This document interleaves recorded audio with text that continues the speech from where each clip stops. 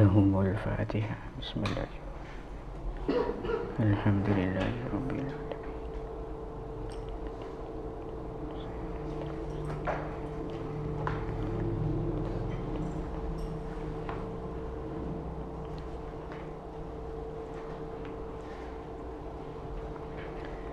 Bismillahirrahmanirrahim. Faqad qala al-muallif rahimahullahu ta'ala wa nafa'na bihi wa bi'ulumihi wa bi barakatihi fid dharaini amin Allahumma amin. Amin. Bismillahirrahmanirrahim. Wa qala sallallahu alaihi wasallam talabul ilmi faridatun ala kulli muslimin wa muslimah wa talibul ilmi yastaghfiru lahu kullu syai'in hatta al-huti fil bahri. Wa qala lan dawuh sapa Gusti Nabi Muhammad sallallahu alaihi wasallam ing dawuh talabul ilmi utawi golek ilmu iku faridatun kang banget fardune ala kulli muslimin ing atase saben-saben wong muslim lanang wa muslimatin lan wong muslim wedok. Muslimah ini inda syurahil hadis la aslalaha. Jadi menurut para pensyarah hadis tidak ada redaksi muslimah. Jadi sebuah nikah hanya ala kulli muslimin. Wa talibul ilmi utawi wong kang golek ilmu iku yastaghfiru nyuwunaken ngapura.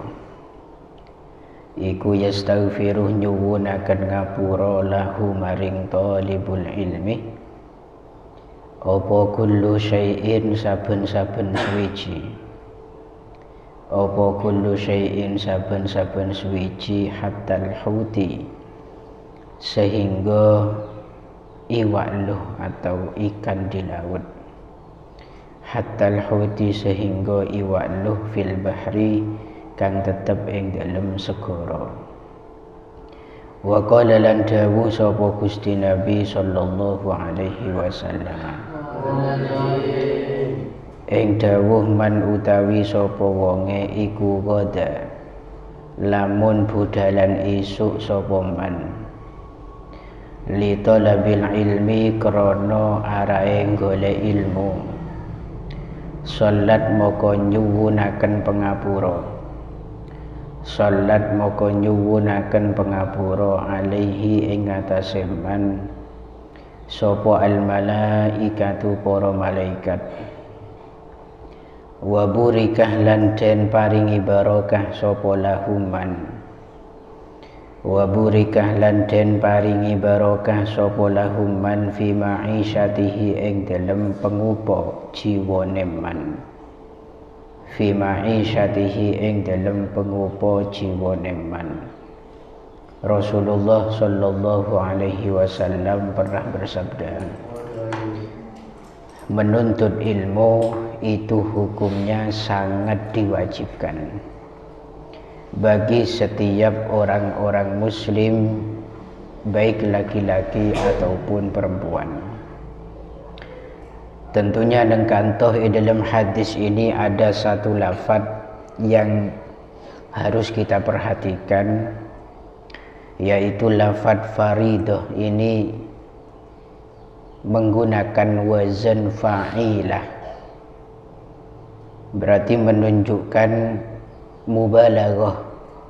Kefarduannya bukan sekedar kefarduan biasa, tapi ini kefarduan yang betul-betul sangat penting dan harus untuk kemudian dilakukan oleh siapapun dari kalangan orang muslim, laki-laki ataupun perempuan. Melepon oning yen menuntut ilmu itu hukumnya faridah, maka tidak ada alasan bagi kita untuk kemudian tidak menuntut ilmu, tidak ada alasan bagi kita untuk kemudian tidak ingin menjadi seorang pelajar. Mangkana al-ilmi dalam hadis talabul ilmi ini itu juga tidak mengarah kepada al-ilmu min haisul itlaq atau mutlaqon. Tak seterjana dalam menuntut ilmu itu hukumnya faridah. Al-ilmu nikah karena pun kemasukan al, maka ini tentu mengarah pada ilmu yang khusus. Napa ilmu yang dimaksud?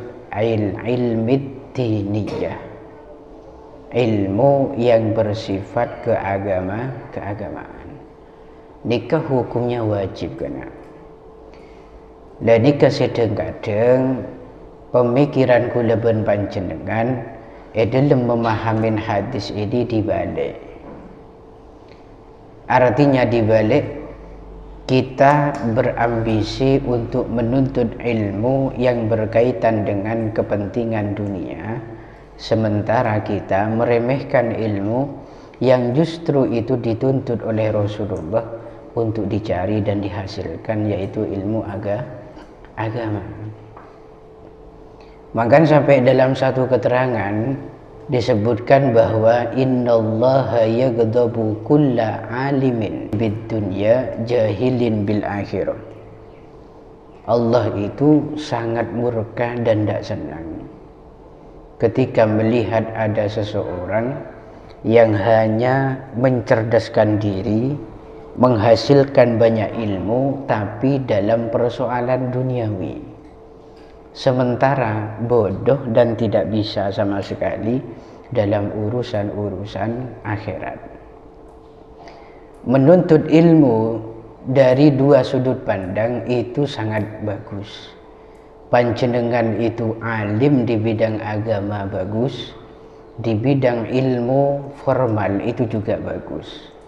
Akan tetapi jangan sampai kemudian dengan ambisinya kita untuk menjadi orang yang bermanfaat, itu tentunya tidak hanya dalam sebatas kehidupan dunia saja.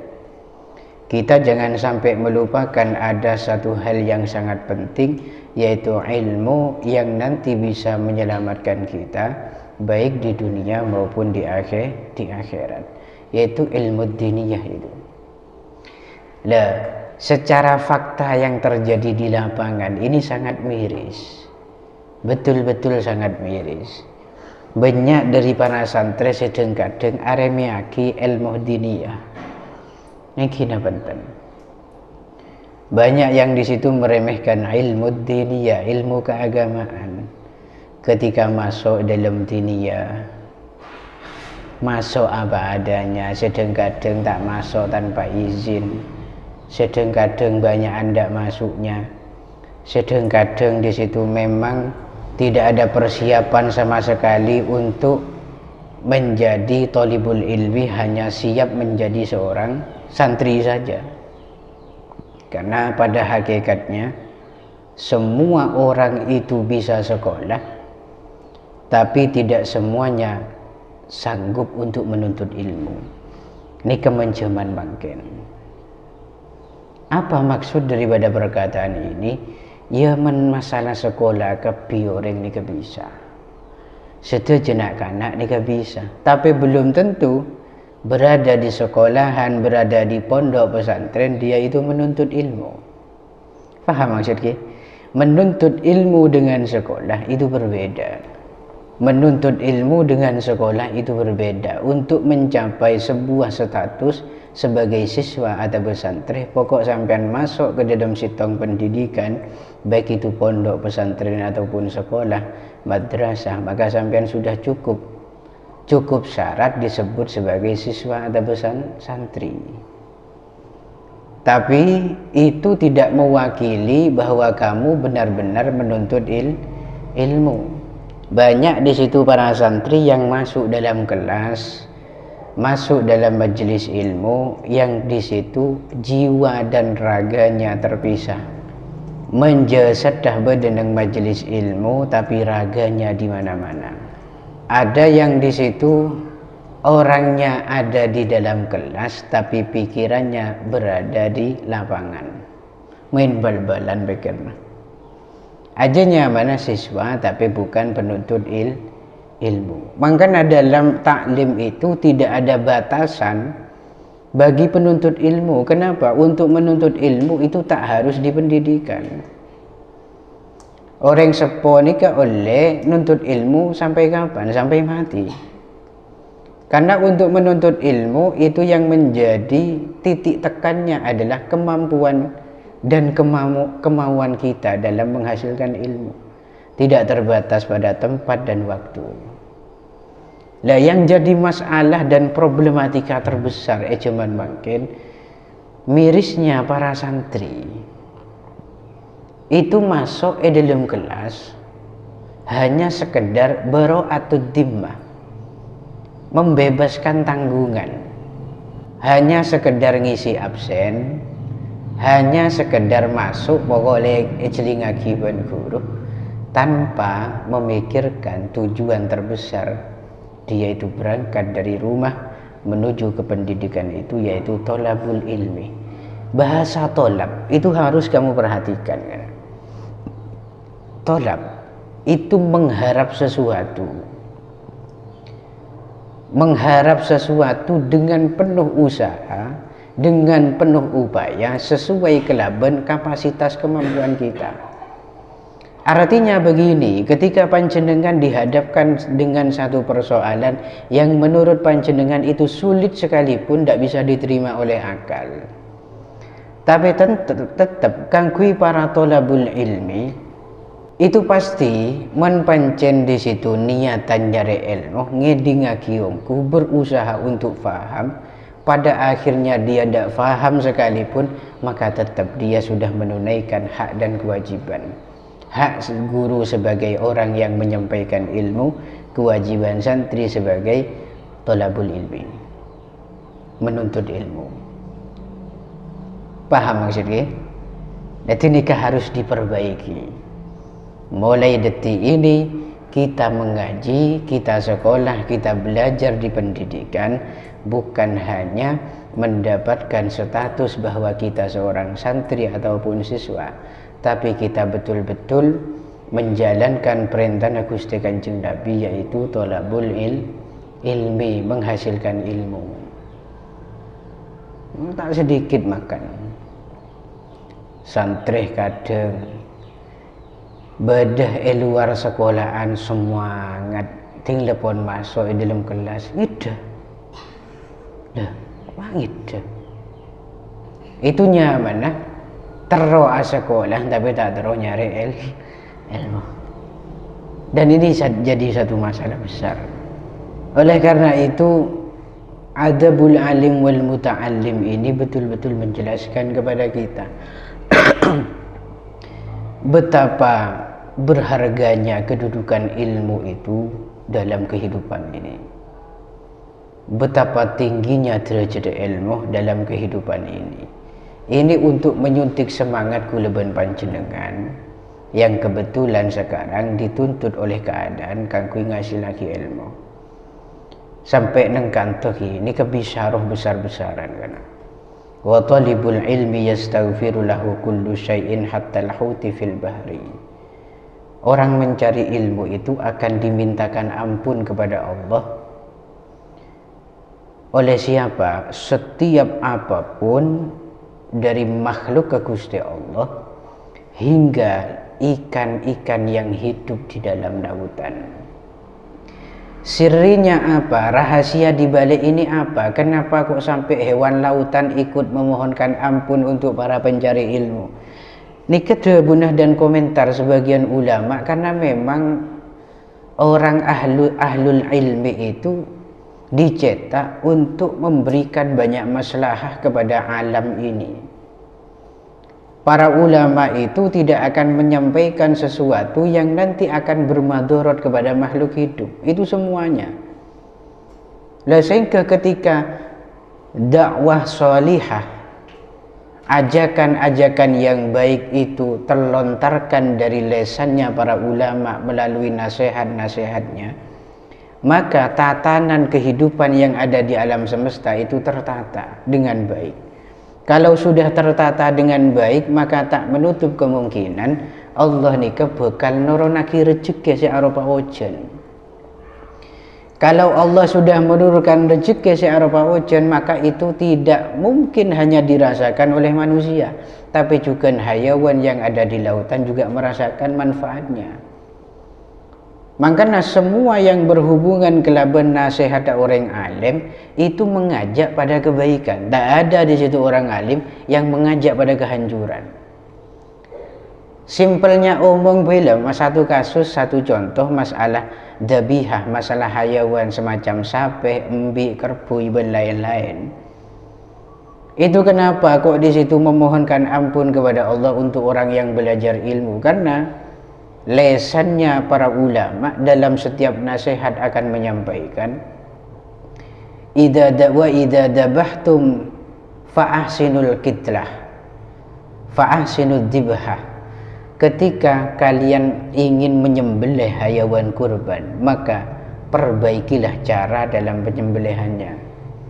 Dari sana hayawan searupa sapi, hayawan searupa mbi itu merasakan kasih sayang juga kan. Artinya keben pengiran. Hayawan Gusti Allah ni kecukan di perasaan menyayangi kepada para ulama, dikarenakan para ulama itu memberikan jasa yang begitu besar, yaitu kemaslahatan, kemanfaatan yang nanti akan kembali kepada alam semesta ini. Ya, termasuk akan dirasakan oleh secara hayawan. Itu siri dibalik pengampunan yang dimohonkan oleh para hayawan. Jadi orang nyari ilmu nikah hakikatnya itu tidak usah khawatir. Kalau sudah mapan, tunja nika pun mapan kelaban tatanan syariat atur da Gusti Allah, insya Allah rezeki nika gampang turun dari langit nika gampang. Makan sampean mengingat dalam bab istisqa, dalam bab fikih, ketika seseorang atau masyarakat itu tertimpa oleh krisis hujan, kekeringan, tidak turun hujan bertahun-tahun atau hanya berbulan-bulan, maka di situ disyariatkan sholat istisqa untuk meminta hujan kepada Allah. Apa perangkat-perangkat yang harus disiapkan sebelum sholat istisqa? Kegiatan apa saja, termasuk apa sah kan? Apa saja sebelum sholat istisqa? Kemudian bertobat kepada Gusti Allah, pembersihan hati, jiwa dari dosa-dosa dan kesalahan, baru nyoon ke pengiran apa jeng. Itu semua dilakukan maklena apa? Ketika masyarakat ni pun bersih dari dosa, kalaban tobat, kalaban apasah, kalaban riadah, pas nyoon lebat apa jeng ke pengiran, maka tak menutup kemungkinan Allah bakal nuronaki hujan kan? Bakal nuronaki hujan. Kenapa? Karena jiwa-jiwa ben aten aku leben panjenengan nika pun bersih. Begitu juga nak kana santri sesibuk nyari ilmu, ketika sudah memiliki jiwa yang tulus, jiwa yang ikhlas, ate seikhlas dalam nyari ilmu, maka tak menutup kemungkinan dapat bisyarah besar-besaran, kabar gembira, hadiah besar-besaran dari Gusti Allah. Pertama oleh pengapura, nomor dua rezeki pasti tanggung sareng Gusti Allah. Maka sampai dalam satu hadis dikatakan, innallaha takaffala li talibil ilmi birizki. Allah itu pasti menanggung rezeki orang-orang senyari ilmu. Ada satu kisah ini. Jangankan orang yang mencari ilmu, orang yang punya hubungan dengan pencari ilmu itu juga ditanggung rezeki sareng Allah kan. Dimin ki mana Nabi. Nika beda salah satu sahabat yang memiliki saudara dengan nasib yang berbeda. Bada dua teretan, sesitong ni kesibu alakoh, buanareh di situ iktisab. Jadi dia eculukin muhtasib, eculukin sebagai orang yang ahli pekerja. Sementara tretan sitong nalika sibuk nyari ilmu kan. Lah dalam satu ketika tretan sesibuk alako dikantar ke Gusti Nabi. Melaporkan tretan nah, saya tak gelem alako tapi ngaji melulu. Apa komentar Nabi ketika mendapatkan pengaduan semacam itu? Dawuh Nabi la'allaka turzaku bih. La'allaka turzaku bih. Siapa tahu kalaben sampean itu sibuk alakuh ngengonen tretan kake sesibuk ngaji nikah rezekina sampean selama itu dengar dari Allah gara-gara berokan sing ngaji je. Hadis ini menunjukkan siapapun yang membantu orang lain dalam kelancaran untuk menghasilkan ilmu na Gusti Allah pasti tanggung juga rezeki sareng Gusti Allah. Mangkana banyak dari dulu sedang kadang tretan bendain tretan. Alek abendain kakak, kakak abendain alek. Orang tua di situ membiayai anak. Koro catatannya sitong. Catatannya itu sepenting pencari ilmunya, santrinya itu dengan niatan yang tulus dalam nyari ilmu. Tidak bersih. Melepon bersih insyaallah semua masalah akan gampang urusannya. Wa may yattaqillaha yaj'al lahu makhraja wa yarzuqhu min haitsu la yahtasib. Itu tasaku beter masalah rezeki santri insyaallah tidak akan pernah kekurangan. Wallahu a'lam bishawab. Al-Fatihah. Ar-Rahmanir Rahim. Maliki yaumiddin.